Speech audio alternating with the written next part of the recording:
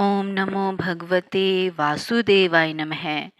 आज इस वीडियो में हम शरद पूर्णिमा व्रत की कथा सुनेंगे। अगर आप मेरे चैनल पर नए हैं और आपने अभी तक मेरे चैनल को सब्सक्राइब नहीं किया है तो आप मेरे चैनल को सब्सक्राइब करें ताकि आपको मेरे आने वाली वीडियो की नोटिफिकेशंस मिलती रहें।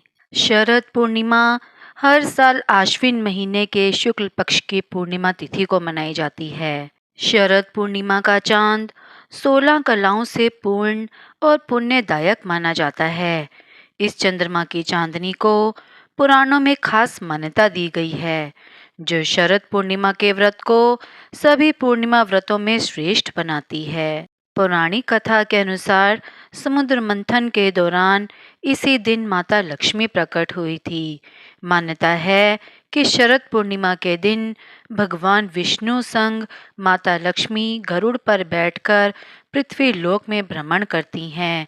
ऐसे में जो भी आज व्रत रखते हैं उन भक्तों पर माता अपनी कृपा बरसाती है। इसके लिए व्रत धारक इस दिन माता लक्ष्मी को प्रसन्न करने के लिए हर संभव प्रयास करते हैं।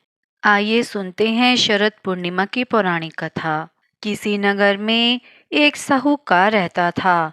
उनकी 2 बेटियां थीं, जो हर महीने में आने वाली पूर्णिमा का व्रत रखा करती थी। इन दोनों बेटियों में बड़ी बेटी पूर्णिमा अपना व्रत पूरे विधि विधान से करती थी, लेकिन छोटी बेटी व्रत के नियमों का सही ढंग से पालन नहीं करती थी। वो बस व्रत के नाम पर खाना पूर्ति करती थी। साहूकार की दोनों बेटियां जैसे ही बड़ी हुई, पिता ने दोनों का विवाह करा दिया। बड़ी बेटी के घर समय पर स्वस्थ संतान ने जन्म लिया।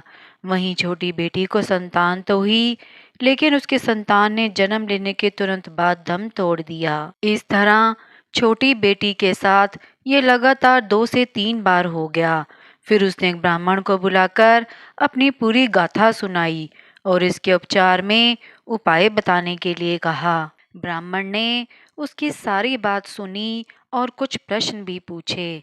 फिर कहा कि तुमने पूर्णिमा का व्रत तो किया है, लेकिन हमेशा अधूरा व्रत करती हो, इसलिए तुम्हें व्रत का पूरा फल नहीं मिल पा रहा।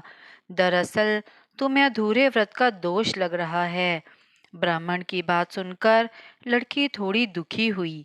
फिर उसने पूरे विधि विधान से पूर्णिमा व्रत को करने का निर्णय लिया। लेकिन पूर्णिमा आने से पहले ही उसने एक बेटे को जन्म दिया। फिर से जन्म लेने के साथ ही बेटे की मृत्यु हो गई। हर बार ऐसी घटना से साहूकार की छोटी बेटी काफी दुखी हुई। उसने अपने बेटे के शव को एक पीढ़े पर रखा। इसे एक कपड़े से इस तरह ढका कि किसी को पता न चले। इसके बाद उसने अपनी बड़ी बहन को बुलाया। उन्हें बैठने के लिए उसने वही पीढ़ा दे दिया। जैसे ही बड़ी बहन उस पीढ़े पर बैठने लगती है तो उसके लहंगे का हिस्सा बच्चे को स्पर्श हुआ और वह जीवित होकर रोने लगा। बच्चे के रोने की आवाज़ सुन बड़ी बहन घबरा गई। फिर छोटी बहन को उसने डांट लगाई। बड़ी बहन ने क्रोधित होकर कहा कि ये तुमने क्या किया? क्या तुम मुझ पर बच्चे की हत्या का कलंक लगाना चाहती हो? मेरे बैठने से अगर बच्चे की मृत्यु हो जाती तो? बहन के गुस्से को नियंत्रित करती हुई छोटी बहन ने उत्तर दिया, यह बच्चा तो मरा हुआ ही था।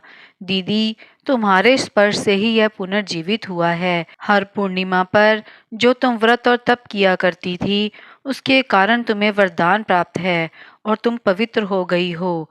दीदी, अब मैं भी तुम्हारी तरह शरद पूर्णिमा व्रत पर विधि विधान से पूजन करूंगी।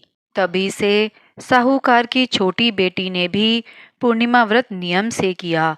इसके बाद इस व्रत के महत्व और फल का प्रचार पूरे नगर में हुआ। जिस प्रकार माता लक्ष्मी और भगवान विष्णु ने साहूकार की बेटी की कामना पूरी कर सौभाग्य प्रदान किया, वैसे ही हम पर भी आपकी कृपा बनी रहे। शरद पूर्णिमा व्रत की कथा संपूर्ण हुई। अगर आपको मेरी वीडियो पसंद आई हो तो आप मेरी वीडियो को ज़्यादा से ज़्यादा लाइक और शेयर करें।